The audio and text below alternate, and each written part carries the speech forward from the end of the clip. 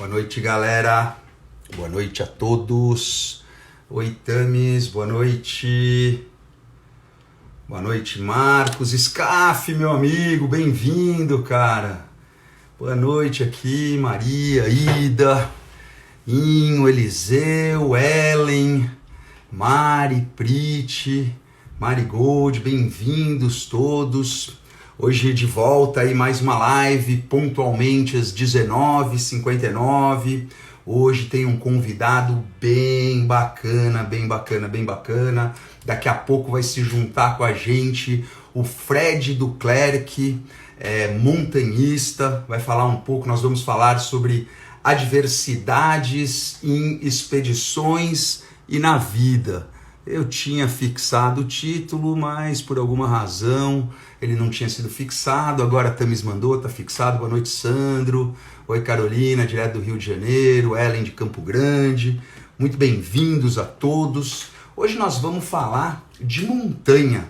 Eu vou convidar um amigo, que é o Fred Duclerc, atleta da Colômbia. Meu colega, já fiz caminhadas com ele guiando. E nós vamos falar um pouco sobre o que tem de comum nas escaladas, nas dificuldades que a gente enfrenta em expedições, em contato com a natureza e no dia a dia. Então, sem mais delongas, vamos aqui chamar o Fred. Cadê você, Fred Duclerc Expedições? Vamos esperar agora a magia da internet nos conectar. Boa noite, Fred, tudo bem? Boa noite, Guaba. Tudo bem com você aí, meu amigo? Tudo Satisfação. ótimo, Fred. Bom, bem-vindo aqui, né? Tava falando, pessoal, que eu conheci o Fred como colega da Colômbia, fizemos a caminhada no Pico do Lupo, lá em Extrema. Fred, para Isso. começar, você nasceu no Chile, se identifica como montanhista sul-americano, mas a gente tem o hábito de chamar o pessoal de alpinista.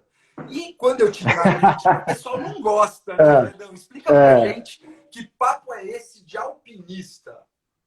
Cara, é muito didático, é muito simples. Aliás, é bem reflexo da nossa cultura de montanha no Brasil, ainda que está em desenvolvimento, né? Mas no Chile, tanto quanto na Argentina, no Peru, se for para o Equador, para esses países, quem pratica montanhismo nos Andes é andinista. Quem pratica montanhismo nos Alpes é alpinista. Entendeu? Então a explicação é muito simples, não tem muita loucura, vai. Mas eu vou complicar a coisa. Você, no seu Então caso, vamos você é lá. meio francês, meio chileno. Então você é um alpiandinista? Pode dizer que é um alpinista, pode ser, pode ser. Está no DNA, então a gente acaba. No resumo das coisas, pra ser sincero, eu até prefiro montanhista do que andinista ou alpinista, porque montanismo é quem pratica montanha, essa relação com a montanha. Então, tanto se é Alpe, se é Himalaia, se é os Andes, entendeu? Ou os Pirineus, vai.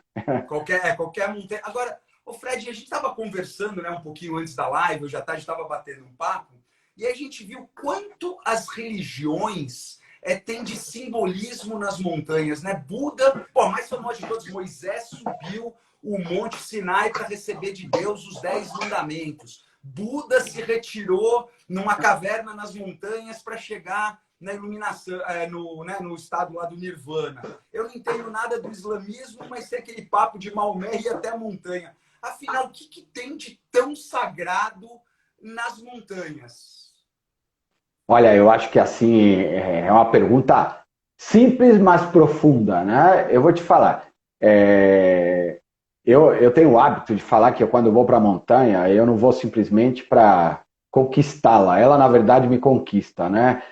E quando eu estou lá, seja independente no topo, ou quase no topo, ou num campo base, eu falo que converso com Deus. Né? Eu acho que essa relação é muito intro, né? É muito intimista, é muito forte, é uma conexão contínua. E quando você está lá, você se encontra. No meu ponto de vista, na minha opinião, é onde eu mais desenvolvi meu lado espiritual e conversar com meus antepassados, né? E com o próprio Deus, que aí independe qual seja, cada um tem o seu adequado. Com certeza, eu diria para você, é porque lá a gente tem uma conexão muito profunda com a gente e com a criação, entendeu?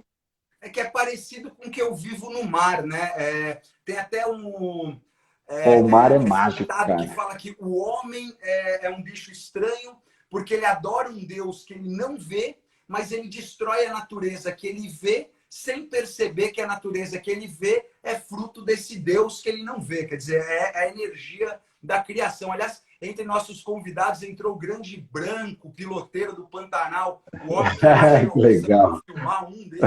Um grande amigo entrou aqui para a gente, vai entender tudo que a gente está falando dessa conexão com a natureza, né, Fred? Agora, a montanha tem ainda aquele lado do perigo, do risco. Como que você faz para enfrentar? Porque no seu trabalho, inclusive, você guia, assim como esse meu amigo, o Branco, leva o pessoal de barco para ver as onças e tem que tomar uns certos cuidados. Você guia pessoas normais, comuns, empresários, etc., para fazer escaladas. Como que lida com essa questão do perigo e do desafio pessoal de cada um? Olha, só para concluir, retomar a tua última, penúltima pergunta, o ser humano ele esquece, sabe o que, Laurence? Que a gente é natureza, a gente não pode se tirar fora disso. Ou seja, o meio ambiente, você, é a mesma origem de vida. Não é? Bom, Os voltando à mesmos elementos pergunta. químicos, né? Exato, exato, entendeu? Bom, voltando à sua pergunta. Eu sempre falo que eu levo pessoas para a montanha e o meu trabalho não é voltado para viagens, e sim para sonhos, né? E essa relação com você mesmo e com o lugar, né? Como eu acabei de falar, nós somos natureza. Quando você, natureza, vai para a natureza, o que você acha que acontece? Um reencontro. E nesse reencontro Que é o é que começa a religar, né, da conexão. religião, religar, né, você tem esse encontro com a natureza. Ó, outra presença ilustre acompanhando a gente é o querido Coronel Rabelo, lá da Serra Opa! do Amolar, que são as montanhas, né? O Pantanal é uma grande bacia que É, termina nessas montanhas que fazem a cadeia de montanha que depois vai para a Bolívia. Você, como montanhista da América do Sul, nascido no Chile, mas que vive há muitos anos no Brasil, você já escalou em quais países, em quais montanhas? olha, eu já escalei, na verdade, assim, a Cordilheira dos Andes praticamente inteira. Eu, desde moleque, levantei um sonho, e tem muita influência do meu pai, que falava e valorizava muito a Cordilheira dos Andes, e os indígenas, né, dos Andes, o povo nativo, e para mim sempre foi um sonho assim, eu quero crescer, e eu morava aos pés de Santiago, imagina, em frente da minha cara tinha o Plomo e tinha a Serra de Ramon, que eu chamo de Serra de Santiago.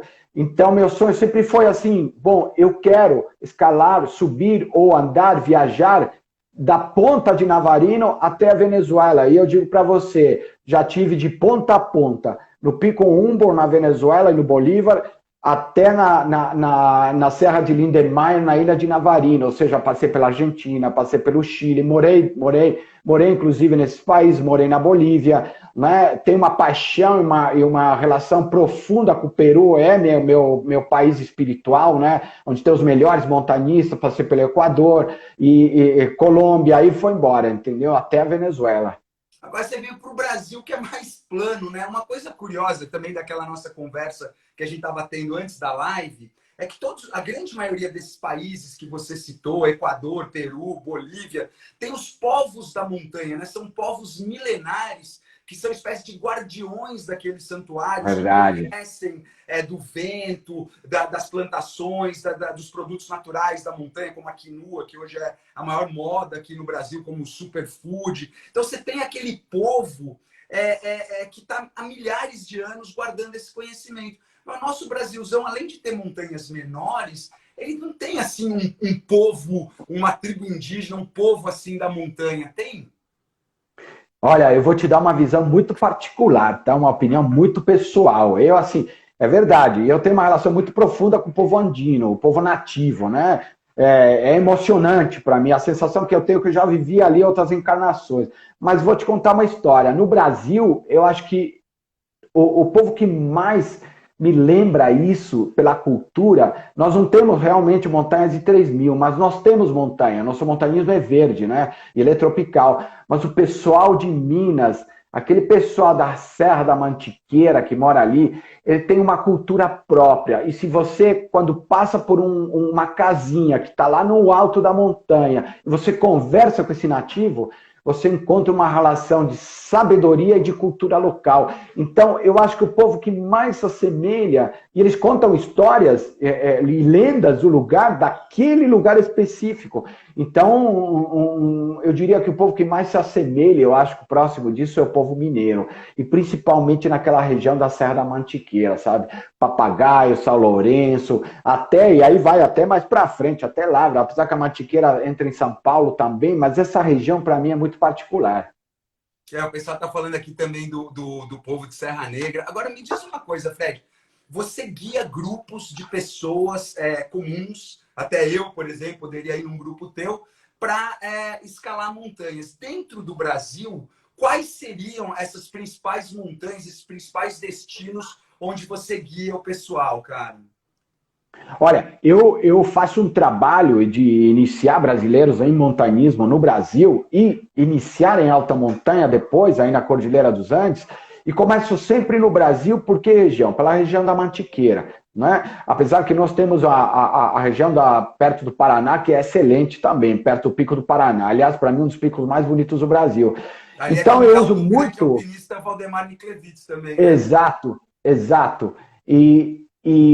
Essa região aqui da Mantiqueira, Serra Fina, Itatiaia, Serra dos Órgãos, que para mim é a mãe do nosso montanismo, né? A terra do Mozart Catão, aliás, um dia a gente se encontra, né? Então, nós temos boas montanhas, nós temos bons lugares. Então, eu diria para você, a região da Mantiqueira, essa região do sul do Paraná, né? Perto de Curitiba, e a região do Rio, na Serra do Papagaio, putz, tem uma cultura de montanismo bem acentuada ali, né? Serra do Papagaio envolve aquele trecho de Petrópolis, Teresópolis, não? Não, Serra do Papagaio fica aqui na região de Airuoca. Né? Ah, tá. É divisa Rio com Minas, né? Isso, perto de Baipendi, né? Airuoca. Lá perto também tem a Chapada das Perdizes, que é próximo, que dá para fazer. Ou seja, são regiões que a gente consegue praticar. Né? Itatiaia fica em frente a Itamonte, na divisa Rio-São Paulo. Né? Serra Fina fica no triângulo entre Rio, São Paulo e Minas. Nós temos o Pico dos Três Estados, nós temos o Capim Amarelo, nós temos o Cabeça de Touro, nós temos a Pérola Mina, nós ficamos junto, o Pico do Lupo, né? Pico do Lopo já é uma região da Mantiqueira um pouco mais próxima aqui na divisa entre extrema, né? Aí perto de Joanópolis, vamos chamar. E Fred, e a Amazônia, o Monte Roraima? Já foi? Olha, eu acho lindo, acho um paraíso, um chapadão, uma viagem no tempo, conheço, é um lugar mágico, mas assim, eu considero mais um chapadão do que uma montanha, mas isso é ponto de vista, isso não tem verdade absoluta, não tem, como chama, não tem regra geral, nada, né? É um lugar mágico, viu? Um lugar realmente muito bonito. Eu considero assim, volta no tempo para mim, rapidinho ali. E diz uma coisa, Fred, você se identifica, eu vi até no seu site, como um coach de montanhismo. E recentemente o termo coach meio que banalizou um pouco. Eu queria que você me explicasse o que quer dizer um coach de montanhismo. Olha, é fácil. Bom, não é conhecido todo mundo, né? Rotular coisas e criar moda em cima de rótulos é comum no ser humano, né? Eu acho que, assim, apesar de banalizado, eu não cultuo muito, nem inclusive o sentimento de banal. Eu acho que você é coach porque você ensina, porque você dá dicas, porque você orienta, porque você é praticamente um treinador, né? Da prática do que você ama. Então, cara, eu sou apaixonado por montanha, apaixonado por pessoas. Então, e eu gosto de passar esse conhecimento, gosto de passar essa sabedoria e não consigo passar quieto quando alguém me procura para aprender algo. A gente tem que multiplicar esse conhecimento para deixar legado. Então, o coaching de montanha, né, vamos traduzi-lo, né, um treinador de montanha, é muito mais que simplesmente uma atividade física lá. É a cultura, é a conexão, é o respeito, é a educação do lugar, né? Você tentar levar a pessoa para se entender, se encaixar, como nós falamos, se reconectar. Eu chamo ultimamente de se resetar, para você reinicializar seus hábitos, né? Nesse lugar que para mim é sagrado, que é a montanha. Pô, e olha que legal, Fred, enquanto a gente conversa, tem gente da É, Amazônia falando do Pico de que Leblina, legal, gente, cara. Pô, o Pico da Rica de Neblina, Dente com certeza. falando de Navarino, que quer ir com você para Navarino, mas aqui, ó, a Carolina falando do Agulhas Negras, falaram da É, Serra Fina, a Camila Scarpa falando do Monte Roraima, o Rica falando de Marins e Itaguaré, né? Então, quer dizer, a gente tem aí uma variedade de montanha. Para quem está falando que o Brasil não tem a cultura da tem. montanha que está falando, eu estou vendo que existe uma paixão, né? Então, o que eu queria dizer é o Existe sim. seguinte: por exemplo, se eu, Lawrence, que sou um cara do mar, mas eu tenho essa relação parecida com a que você tem na montanha, né? Sempre que eu vou entrar no mar, eu peço licença, eu tenho aí os Faço a meus mesma coisa. rituais, como você tem os seus da montanha. Quando você leva um cara que nem eu, por exemplo, eu não tenho habilidade técnica, já fiz rapel, mas eu não sei fazer crampon, fazer, enfim, não tenho as habilidades técnicas de andinismo, de montanhismo, de escalada mesmo, né? Eu sou apto para viajar com você, e se eu vou numa viagem dessas, que tipo de atividade que a gente vai fazer para aprender a ter essa conexão espiritual, né? Por que não? Essa conexão espiritual com a montanha. Olha, o primeiro passo, Wabá, é ter a atitude, né? E combinado com a atitude é você sonhar. Se você não sonha, você não se movimenta. O ser humano povoou o planeta a pé, não foi de carro, nem de duas rodas, né?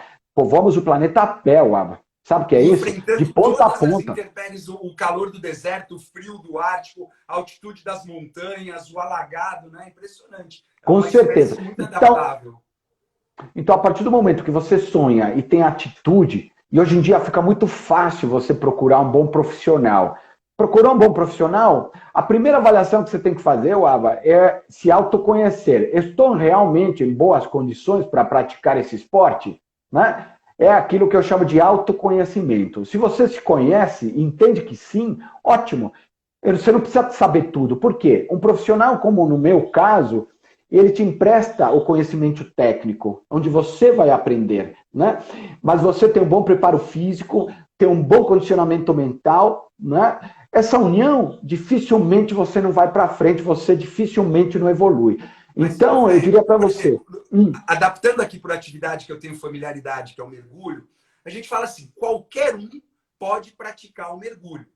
Numa aguinha rasa, num lugar abrigado, uma pessoa. Tem até o programa do batismo, que é como se fosse o voo duplo do paraquedista, né? Um instrutor te leva, e aí você faz aquele basicão, até 8 metros de profundidade, tal, respira embaixo da água, vê os peixinhos. Aí, à medida que vai surgindo o seu interesse, você vai se qualificando, fazendo os cursos de especialidade, fazendo, enfim, mergulhos guiados, até que você passa a ter autoconfiança e autoconhecimento para poder fazer os seus próprios mergulhos. Eu imagino que na sua atividade também, né? Quer dizer, você não vai pegar e levar um empresário de São Paulo para subir o Aconcagua, mas não. tem programas igual o batismo do mergulho, por exemplo, o pico que nós fizemos em Extrema, praticamente qualquer um pode ir, né? Sim, tem. Sabe que tem? A partir daquilo que eu estava falando, se eu tenho condições, se contratou um profissional, o que eu faço? Uma pessoa que me procura como um sonho para o Aconcagua, eu preparo ela, né? Então, eu vejo as condições reais dele e encaixo nas condições evolutivas. Por exemplo, um Aconcagua tem quase 7.000 metros. Então, eu faço uma serra fina, eu repito uma serra fina, faço uma serra dos órgãos, uma serra do Papaiô, para quê? Para condicionar ele mentalmente, para reconhecer o ambiente como normal, montar uma barraca, tomar uma chuva, passar calor e etc. Quando eu inicio em alta montanha, eu levo sempre ele para quebrar uns 5.000 primeiros. Seria a prática como batismo em alta montanha. Quebrou 5.000? Às vezes eu recomendo, refaça, repita, 5.500, 5.800, tá? Para depois você quebrar uns 6.000. Quebrou os 6.000? Aí sim. Aí eu diria para você, normalmente quem quebra os 6.000 para cima, com certeza está apto a atingir uma montanha de 7.000 como a Aconcagua quase, né? Então, Ô, Fred, assim, só uma coisa, você está falando dos vários números, 5.000, 6.000, mas uma coisa que eu noto em você, que eu admiro muito, é que você não tem esse caráter competitivo, né? Ah, eu quero bater o recorde, eu quero subir no Everest, até que você está conversando que você não tem essa atração tão grande pelo Everest? Você prefere os lugares não comerciais, por assim dizer, né? Qual que seria a diferença do montanhista mais, assim, vou chamar de espiritual, que nem você, ou do montanhista mais competitivo, não sei se tem um nome, atlético, enfim, que busca colecionar recordes? Olha, eu gosto de separar assim, eu acho que não tem assim qual é o melhor e qual é o correto, qual é o certo. Eu acho que aí é ponto de vista e cada um se entende e se conhece como acha adequado. Eu costumo separar assim, o montanhista espirituoso, o montanhista talvez com um ego mais avançado, que não é problema, né? Um alto ego, vamos chamar. Eu não sei, talvez tenha um que reúne os dois, e eu me encaixo nesse, porque eu acho que eu sou um cara espirituoso, mas muito competitivo. Eu sempre fui muito competitivo, Waba, comigo mesmo. Meus recordes são importantes. Eu não subo a montanha mais alta para dizer para o mundo inteiro que eu subi a montanha mais alta. Eu gosto de ir para a montanha mais alta porque ela me chamou, e qualquer montanha mais baixa. Eu vou te falar, vou te confessar, eu tenho mais fascínio de ir para um Chopicalque no Peru, um Alpamayo, que não tem nem 6.000 metros, né? Mas é altamente técnica, né? Ou Marmolejo, que tem 6.000 e pouco, né? Que são montanhas técnicas, não tão altas, mas são o quê? São intimistas, são desafiadoras. Eu quero entender essa relação com esse lugar, né? Eu sou fã de qualquer montanha, seja lá qual for, mas meu fascínio sempre foi, de verdade, América do Sul. Ah, você pretende ir um dia para o Everest? Olha, não vou dizer que não, porque montanha é montanha, mas quando eu for, não vai ser para gritar para o mundo ou algo do gênero que eu cheguei no cume do Everest ou algo do gênero, e sim mais pela minha satisfação pessoal, entendeu? E uma coisa que eu percebo, que eu vejo assim também no mergulho, é que você é um explorador, um expedicionário, como eu sou no mar. Exato. Então é muito diferente. O Marcelo Scaff, que está nos acompanhando junto às nossas paixões, porque ele é também mergulhador e escalador. Mas é que eu acho assim, uma coisa é você ir numa operação comercial, por mais complexa que seja, você tem os Sherpas carregando as coisas, você tem uma tábua de entrada, horário de saída, tem o problema do lixo, que o documentário que saiu no off da minha amiga Mariana mostra bem. Quer dizer, vira uma estrutura comercial, você paga um ingresso e ser guiado até lá em cima. É muito diferente até de pegar uma montanha mais baixa, mas onde você é um verdadeiro expedicionário que tem que estudar a montanha, traçar a sua logística, montar a equipe que vai levar comida, as barracas. Acho que é muito mais desafiador e muito mais expedicionário, não é, Fred? Olha, Waba, eu não sei eu acho que ambos são experiências incríveis. Tá? Tanto, e eu gosto de separar as experiências assim. Hoje em dia a gente tem o montanhista, o cara que tem a filosofia de vida com a montanha, é um cara que tem uma relação mais íntima, mais profunda com o lugar. Ele não está preocupado com o recorde, ele está preocupado com a jornada que segue ele, né?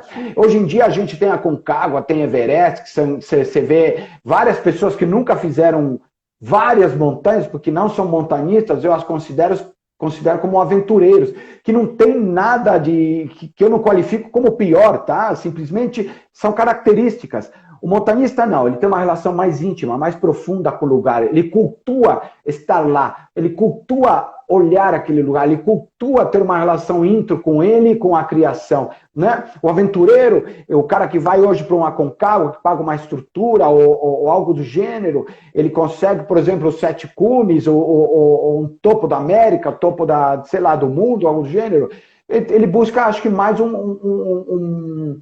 uma competição com ele, que está válido, né? A diferença, eu acho que assim, quem pratica montanismo é um cara que tem uma relação mais estreita com o lugar, com a montanha, né? E o aventureiro não, ele está atrás de uma experiência, porque o cara ele às vezes ele faz trail, ele faz, sei lá, mergulho, ele sobe montanha, ele faz rapel, ele faz bike, é um poliesportista, que também é fantástico, né? Eu ouço você falando, me lembra um pouco a questão do surf. Você tem atletas fenomenais como o Gabriel Medina, como o Ítalo, Verdade. como esses competidores que são mega surfistas, mas o objetivo deles é conseguir mais pontos, a manobra que vai dar mais pontos, mais resultado, e vai ser um atleta campeão do mundo com uma habilidade incrível. Mas você tem aquele surfista raiz, aquele que viaja o mundo atrás da onda perfeita, porque quer ter a conexão com a energia do bem universo. isso. E é parecido isso com a montanha. Deixa eu te fazer uma pergunta, Fredão. Tem algum pico, alguma via que você foi o primeiro cara que você desbravou junto com uma equipe, lógico, mas que você fez a primeira vez que tal via foi feita? Cara, pico, nunca fui muito fascinado por isso, mas pode dizer o seguinte, sou um dos pioneiros a ter entrado na ilha de Navarino e explorar a cordilheira de Navarino. Antes de brasileiros, antes de que, inclusive antes de ser aberto lá. Né? Tive uma época lá com uns amigos. Desculpa a minha ignorância, mas onde é Navarino? Ó, Navarino fica, é a última ilha da América do Sul. É uma ilha chilena, ela fica em frente ao Ushuaia. Perto do Estreito de Beagle ali? Sim, exatamente no canal de Beagle. Né? E riquíssima história. Quando eu fui para a Antártida, né, o Amir estava na Antártida, eu fui com um navio russo, encontrei ele. Que legal. 25 dias filmando e na volta nós voltamos por esse estreito, né, que tem até um certo entrevero entre os seus né, os chilenos e os argentinos, mas é uma região de uma beleza estonteante. Você falou que sua mãe é da Patagônia. A Patagônia chilena é um dos lugares mais belos que eu já vi no mundo. Torres del Paine, aqueles pumas, aquele visual das montanhas vermelhas, é uma coisa...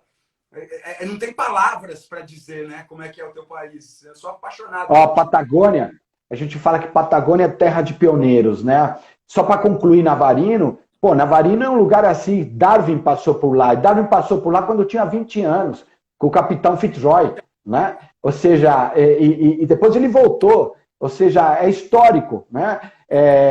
Patagônia é Patagônia, né? Em Navarino eu tenho algumas rotas que ninguém fez. Trabalhei umas rotas lá para o governo. Ou seja, posso dizer que isso é pioneiro, né? E Patagônia, como eu disse, é terra de pioneiros, terra que enfrenta o povo, enfrenta vento, o chuva, a nevasca, seja ela no inverno, seja ela no verão, seja em qualquer época. A gente tem um ditado muito forte lá na Patagônia, que é o quê? Hay que luchar sempre, hasta el final, hasta el último suspiro, não? E a minha mãe nasceu na ilha de Chiloé, que é uma ilha também histórica, a Ilha das Bruxas, né? Uma ilha mágica, uma ilha cheia de lendas, linda, né? Não sei se você conhece essa região. Sim, é dos Patagones, né? Chiloé. Eu tive lá próximo de lá naquela colônia dos pinguins... dos pinguins grandes, lá esqueci agora não, porque tem o imperador, que é o pinguim rei. Tem imperador. Que voltou a ocupar aquele extremo da Patagônia próximo de Chiloé. Inclusive, eles tinham fotos históricas dos apetrechos dos índios, dos Patagones, né? Aquele tipo de raquete que eles usavam para andar sobre a neve. E outra coisa, é uma região muito inóspita, né? Onde você sente demais a força da natureza. Eu lembro que o meu guia falou: acá tenemos las 4 estaciones del año en el mismo dia. E 15 minutos. Em 15 minutos, aquela rádio que faz 5 minutos tudo pode mudar. Exato. Na conversa do vento na cara, né? E do poder do vento cara. na Patagônia. Quer dizer, gente, é tão forte o vento que tem lugar que se abrir a porta do carro, se abrir no sentido do vento, o vento arranca a porta, não é isso, Fred? Olha, você sabe que você falou do vento, e o vento é fortíssimo lá mesmo. Para mim, o vento tem uma simbologia muito forte, né? E eu gosto disso numa montanha ou na Patagônia. Aliás, tem uma expressão que eu uso muito desde moleque, era brincadeira de criança, que é o bons ventos, né? Porque sabe por que eu me sinto com os bons ventos? Me sinto sendo purificado, sendo limpo, saca? Então, para mim, isso é muito forte. Patagônia é sinônimo de vento, né? A gente pode dizer claramente isso.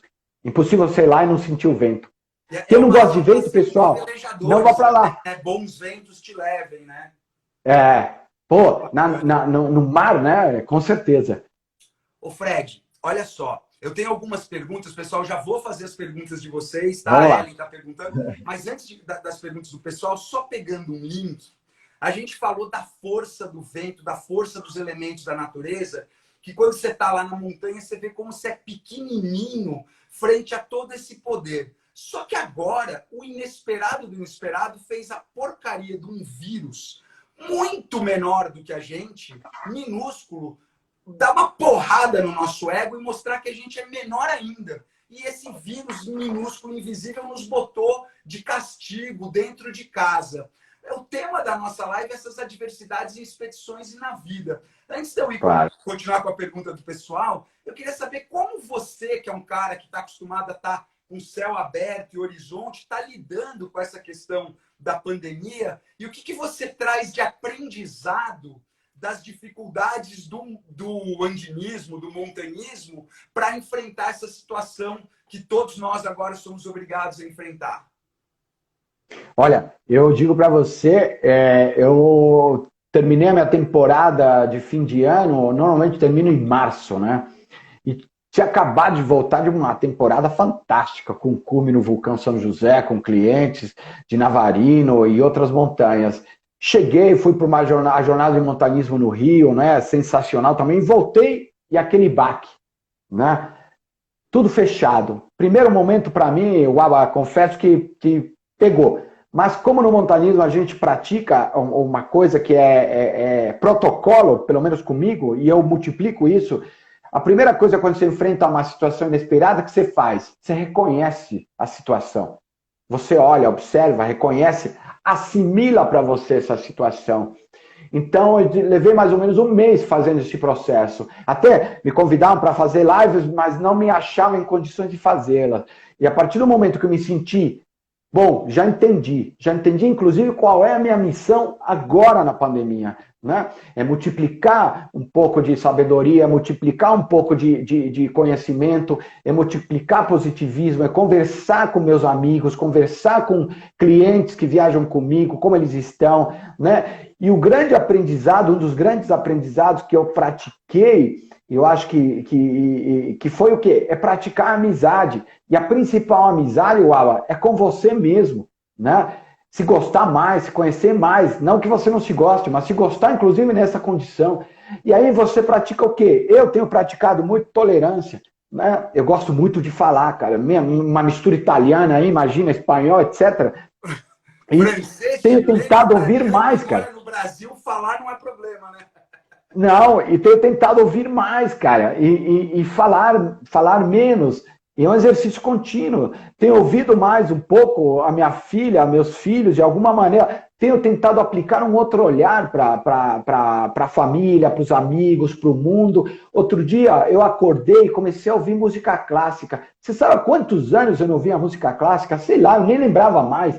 Cara, foi maravilhoso. Eu até agradeci aquela coisa, pô, você começa a achar. Pô, obrigado, pandemia. Ou seja, essa situação intro, né, aliado com o conhecimento de saber enfrentar situações críticas, isso casado me trouxe uma sensação que hoje em dia me sinto muito confortável, fortalecido. Não me incomoda ficar em casa. Eu saio raríssimas vezes. Saio somente para comprar algo e voltar, né? E digo, fique em casa, até tudo se normalizar, né? Eu estou na mesma situação que você e, de novo, a gente fala do mar e da montanha e como as coisas são semelhantes. No mergulho, é lógico que você tem menos tempo, você está embaixo d'água, né, respirando, mas você faz assim, qualquer dificuldade que você tem, pare, pense e aí haja. Né? Que é a mesma coisa que você falou, reconheça. É lógico que eu não tenho um mês embaixo d'água. Se eu me enroscar num cabo, tem que parar, entender a situação e achar uma solução. Mas não sair fazendo a coisa sem pensar e correndo. Eu concordo 100% com você. Agora, é uma dificuldade, né, ficar preso. Eu hoje mesmo tive o privilégio, fui buscar meus filhos que estavam com a mãe lá no interior, e hoje eu fiz uma trilha, quem quiser depois dar uma olhada no stories. Delícia. E nós abraçamos um jequitibá de 300 anos. Eu volto muito energizado. E agora eu estou pronto para ficar aqui no apartamento mais um tempo. E é o tempo necessário, até porque a gente gosta demais de viver e tem que fazer de tudo para continuar vivo e respeitar também os profissionais de saúde, os protocolos, enfim, para tentar curar essa pandemia. Mas você acha que tem mais algum ensinamento em termos, por exemplo, você está escalando uma montanha, você monta toda uma expedição logística, vai lá com comida, com guia, com trilha, chega na cidadezinha, na base da montanha, vem uma tempestade, puta, não dá para subir, tem que esperar não sei quanto tempo. Isso é um pouco comum, né? Porque a gente tinha tantos planos. Eu em maio ia estar na Indonésia, em junho na África do Sul, agora em julho estava indo para o Pantanal com os meus filhos. Tinha um monte de planos e, infelizmente, eles têm que ser adiados. A gente tem o caminho de ficar lamentando, dando murro na parede, eu tenho o caminho de tentar se reestruturar e esperar o momento certo de realizar o sonho. Você não acha que isso é comum com a organização de uma grande expedição de montanha? Não, com certeza. A gente é muito. Você sabe que eu dou treinamento, inclusive, disso, né? Para corporativo. Eu falo sobre planejamento, né? Você se planeja a vida inteira, perfeito. Pô, planeja aquilo, eu quero ser isso, aquilo, outro. Uma expedição não é muito diferente. Mas sabe o que eu falo sempre, Waba? Eu falo, a gente tem que se planejar para dar errado. Você fala, pô, que loucura, cara. Como se planejar para dar errado? Sim, sabe por quê? Quando você se planeja para dar errado, o que acontece? Você já tem na mente um condicionamento de que o que fazer, como fazer na situação 1, ou 2 ou 3. Ah, não tenho nenhuma das 3 situações planejadas, como aconteceu agora. Né? Eu tive que reinventar, na verdade, uma nova forma de viver e de lidar, onde o meu dia é preenchido um dia de cada vez, que nem na montanha, como eu sempre falo para as pessoas que viajam comigo, pessoal, um passo de cada vez vai nos levar até o campo base, que amanhã vai nos levar até o cume. O nosso objetivo possível é o próximo passo, o nosso objetivo possível hoje é o dia, é estar vivo, é agradecer. Eu diria que assim, fortificou meu aprendizado, né? De você valorizar o seu dia, né? Fortificou, eu tirei projetos da gaveta, Waba, que estavam parados, porque o tempo me consumia, e o tempo, entenda-se, o sistema, né? Pô, eu tinha tempo, né? Então, eu resgatei isso. Então, e você se sentir feliz, mesmo preso, foi um reaprendizado, né? A gente fala, pô, posso até estar ansioso em querer voltar a estar com a montanha, e eu sinto, né? Muita essa falta. Ô, Fred, só em cima do que você falou, exatamente a pergunta aqui da Ellen. Tem algum pico? Qual o seu próximo sonho de montanha? Algum lugar, alguma coisa que você tá sonhando aí? A Ellen pergunta. Olha, eu tenho muitos sonhos, Ellen, viu? Obrigado pela pergunta. Olha, eu tenho muitos sonhos, mas atualmente, meu sonho é muito simples atualmente, né?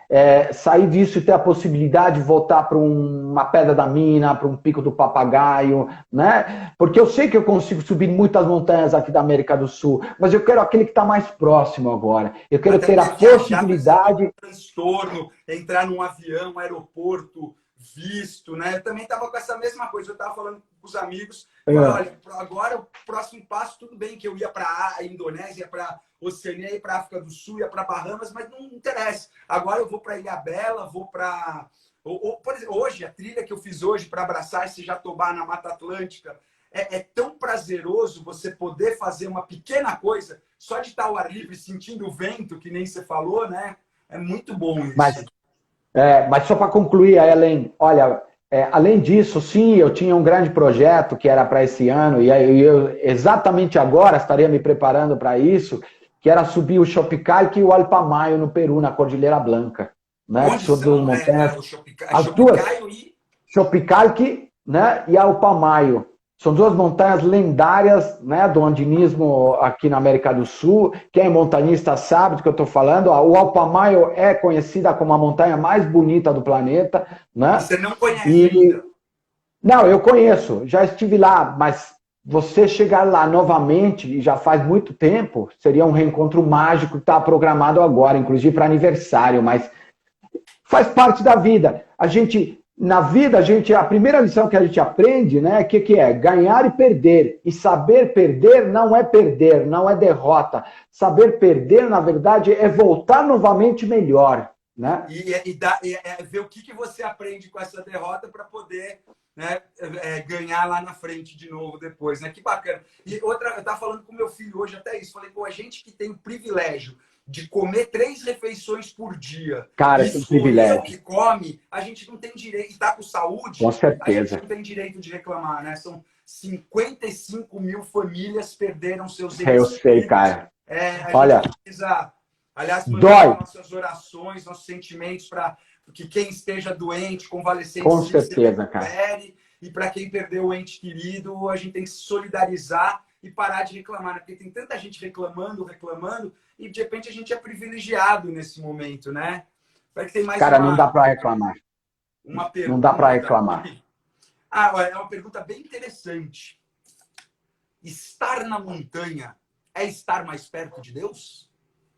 Com certeza, estar na montanha é mais perto de Deus. E não é pela altitude, mas é pela grande conexão. Eu falo que montanha, pedra, tem vida, né? E tem muitas pessoas que viajam comigo que elas falam a mesma coisa. Montanha e pedra tem vida. Estar lá, com certeza, é estar mais perto de Deus, porque você conversa com você e você interage com essa criação. Eu gosto muito de, inclusive, nesses lugares, cara, eu tenho rituais, né? A gente falou agora há pouco, eu tenho rituais de levantar as mãos, né? E sentir a conexão, parece que um raio entra na minha mão e me sinto diferente. Isso para mim é comungar com Deus, né?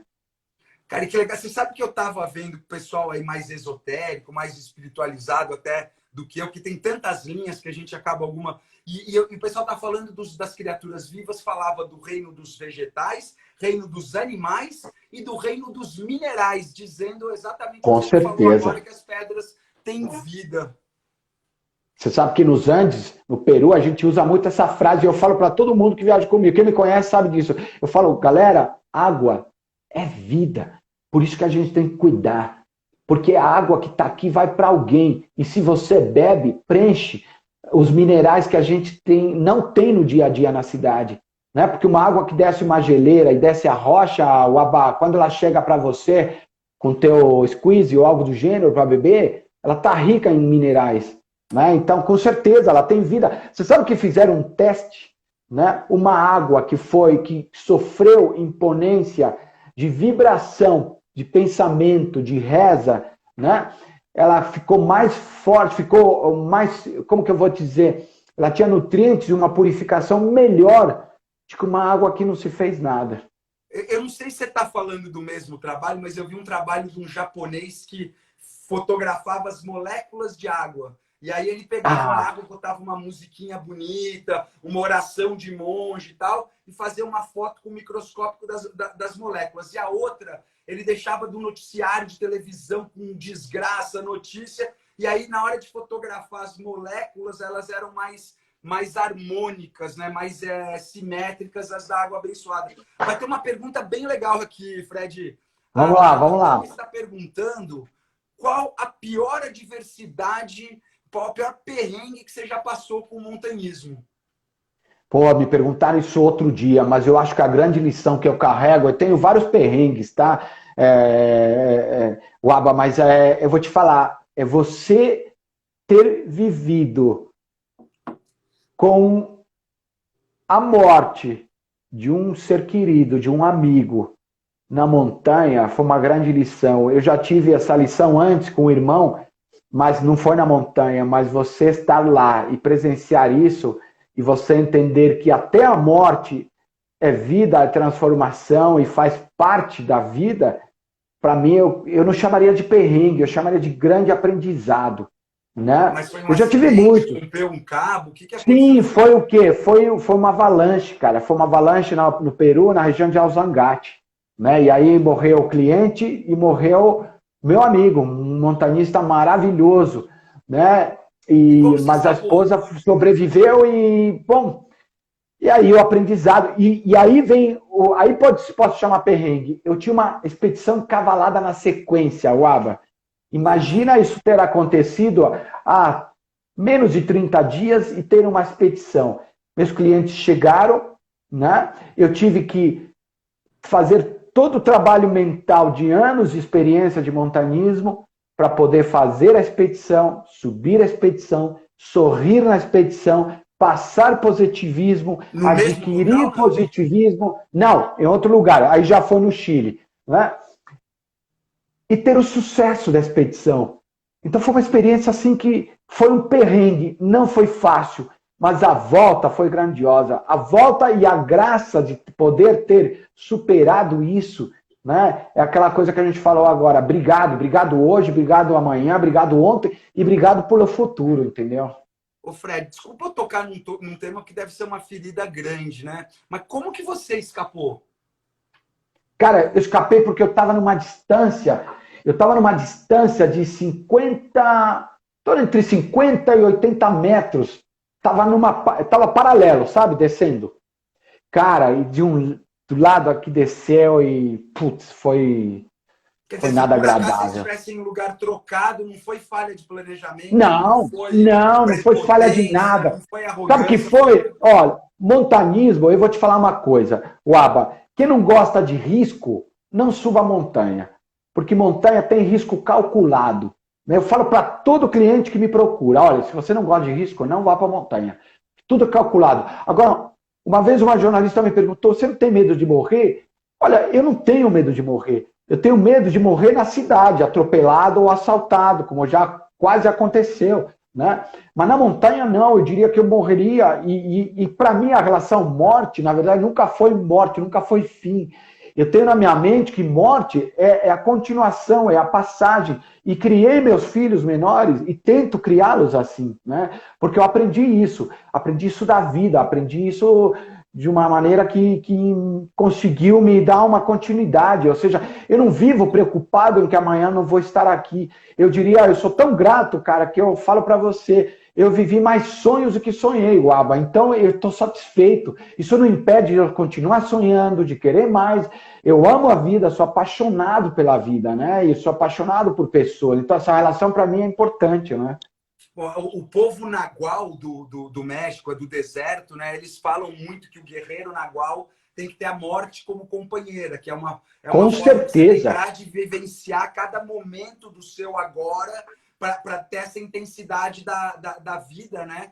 Você respeitar a morte que está do seu lado e aí aproveitar cada momento como se fosse o último, né? E poder ter essa gratidão que você está falando. Porque esse caso que você contou, se por acaso vocês tivessem invertido essas posições, ou ia a ser eu. avalanche fosse para lá, né?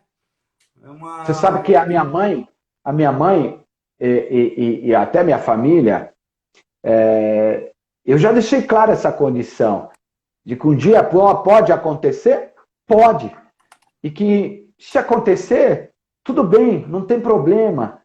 E se por acaso tiver a situação, não é para ficar triste, é para comemorar o quanto que eu vivi até hoje, coisas fantásticas, entendeu? Isso que você falou do México, dos índios, a gente ouve isso, você conversa com um nativo dos Andes, no Peru, no Chile, né, na Bolívia, ele vai te ensinar a entender isso melhor. Mas a gente não precisa ir para lá para aprender, porque se você faz esse trabalho aqui, né, já é um bom caminho, né? E você está falando do mineiro, né? Que o mineiro está mais próximo desse lado espiritual da montanha. E o Guimarães Rosa, o meu autor favorito, em Grandes Puta, é lindo Sertões demais. Veredas, ele fala: viver é muito perigoso. Então, se você não gosta É. disso, você não pode estar vivo. Eu, por exemplo, mergulho com tubarão e fui ler uma estatística científica que morrem por ano mais pessoas que escorregam no banheiro e batem a cabeça e É morrem verdade, do que é verdade, eu tenho essa de tubarão ou numa avalanche na montanha, né? Agora, tem duas perguntas aqui seguidas, eu vou emendar porque uma é rápido. Vamos lá. O Orobó Trekking pergunta o nome do livro que você falou na live da Colômbia. E, pessoal, sigam o Fred. Quando acabar essa live, eu vou deixar obrigado. o Insta do Fred, para quem tiver interessado, seguir. E aí, no mesmo que eu deixo o Insta dele, eu deixo pro Orobó Trekking o nome do livro. Tá? Qual que é o livro, Fredão? Opa, deu um pauzinho aqui na internet. O Fred já está voltando aqui para dar o nome do livro. Tô aqui. Tá aqui? Ah, então Tá me ouvindo? aqui que tá carregando. Qual que é o nome do livro? O livro é Touching the Void. Touching the Void. Touching the Void. Tocando, o livro você pode procurar, se chama Tocando o Vazio. É a história de Joyce Simpson, né, e do Simon Hayes. Né? São dois montanistas britânicos que foram para o Ciúla Grande e tiveram uma experiência que, para mim, é um mantra. Eu gosto muito de assistir algumas situações trágicas né? Isso eu tenho há muitos anos, tenho mais de 25 anos de montanismo, e eu falo para você, você ter um trabalho mental, um condicionamento psicológico adequado, ele te deixa, se não preparado, ele te coloca em condições de enfrentar situações adversas, né? E esse livro, esse filme, para mim é um mantra, né? Porque para mim é uma das maiores experiências, se não a maior experiência de sobrevivência na montanha e naquelas condições. Eu não vou contar muito para não dar spoiler, né? Mas não é Mas aquela do avião com o time de rugby, é? Não, não é. Não é. É a história de dois montanistas, eles ascendem o Cio Grande e pela inédita, pela face oeste, na Cordilheira Huayhuas, e chegam muito rápido até o cume. Só que na descida começa a história.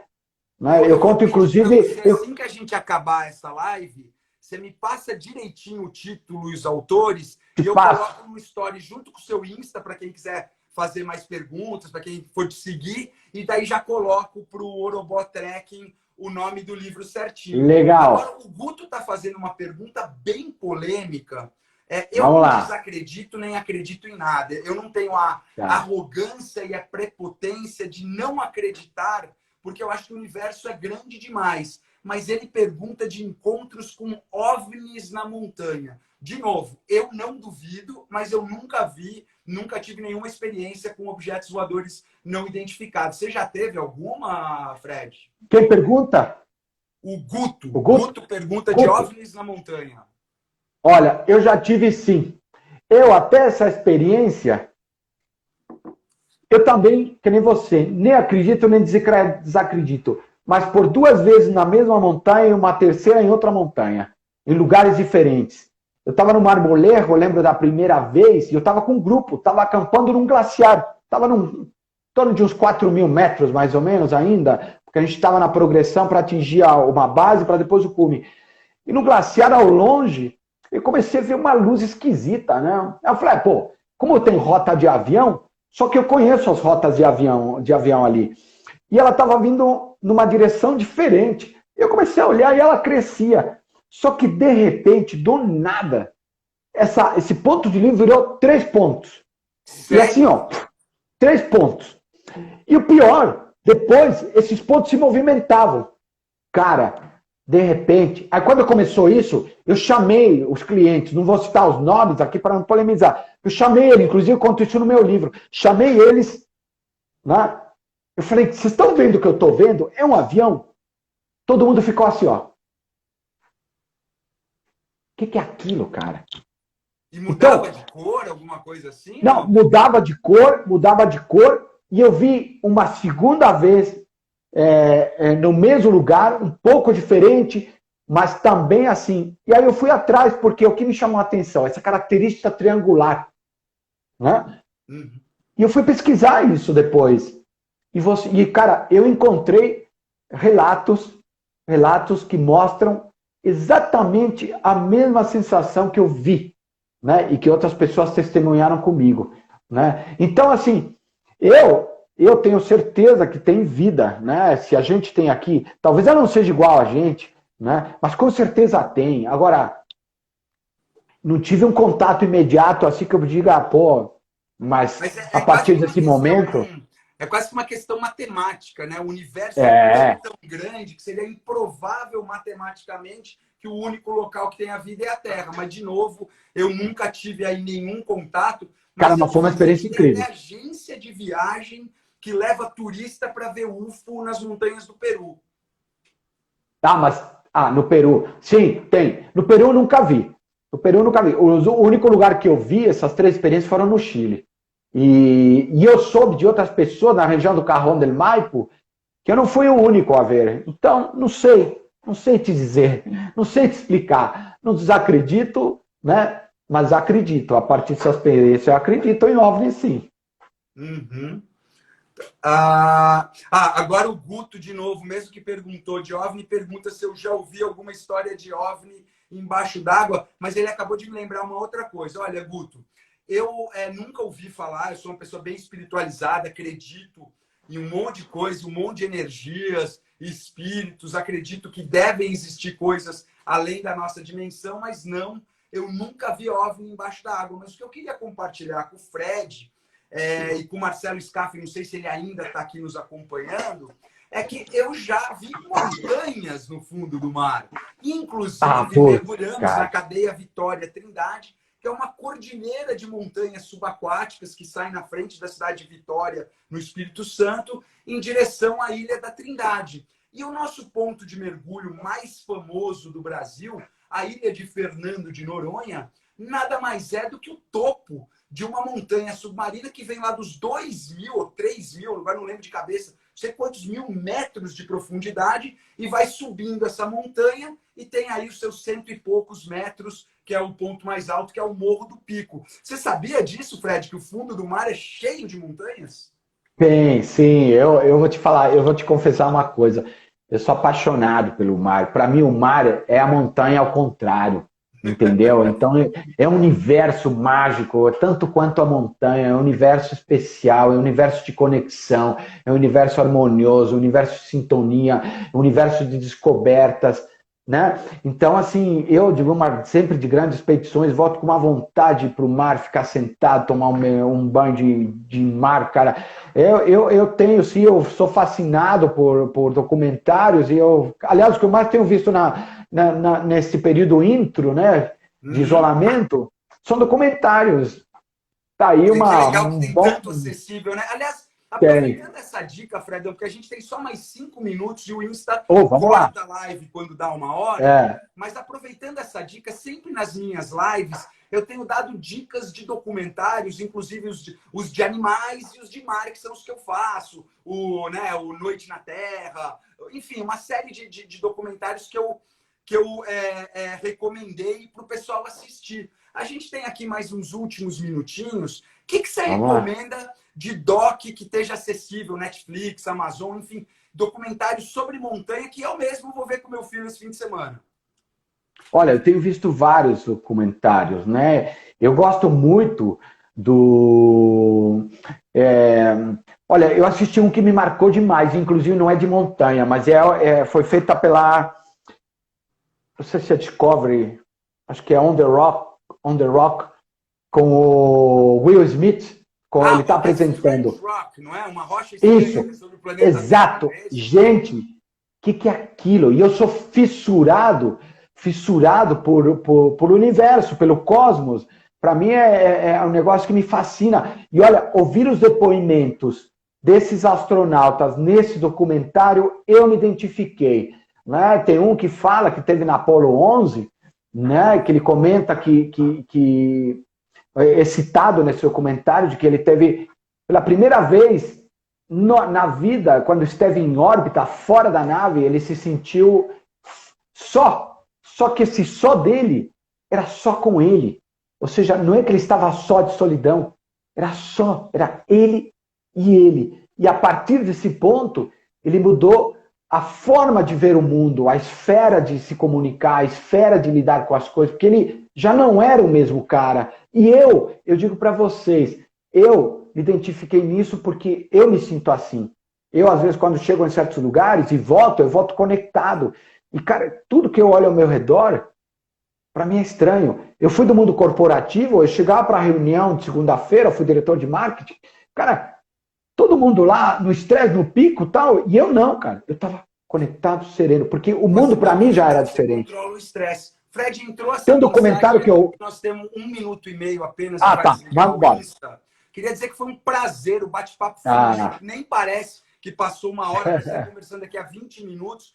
Mas, pessoal, sigam o Fred e saibam que quando a pandemia passar, ele guia grupos para ir para as montanhas também aqui próximo do Brasil, para ter dentro do Brasil, aqui próximo de São Paulo, Minas Gerais, onde vocês podem ter um primeiro contato aí com as montanhas e conhecer o trabalho dele. Eu vou pôr agora no Insta o nome do livro, do filme e o Insta deles. Fred, se me despedindo de você, por favor, se despede aí. Obrigado, cara. Aí que tem 55 pessoas com a gente. Obrigado. Pessoal, seja feliz, não por ontem, nem pelo que podia ser. Seja feliz hoje, por hoje. Uaba, obrigado. Tamo junto, sou seu fã. E obrigado, Colômbia. Pô, eu também. Obrigado, Colômbia. E vamos fazer uma caminhada de novo aberta para o pessoal Comprometido. Ou para algum lugar desses. Fechado. São Francisco Vou Xavier. te levar para o Pico do Papagaio. Bora, algum lugar que seja simples, que a gente possa fazer num fim de semana, vamos eu e você junto, levando essa turma que está nos assistindo assim que passar Vai ser a mágico. pandemia, tá bom? Tá bom, meu amigo. Obrigado. Vai ser mágico, com certeza. Né? Pessoal, Aqui. obrigado aí pela presença de todo mundo. Um bom fim de semana a todos. Lembrem das palavras do Fred. Sejam felizes agora. E tudo vai passar. Daqui a pouco a gente vai poder estar na natureza de novo. Beijão a todos. Fred, obrigado. Tamo junto. Coluna, Obrigado. valeu. O Insta vai desligar a nossa live automaticamente.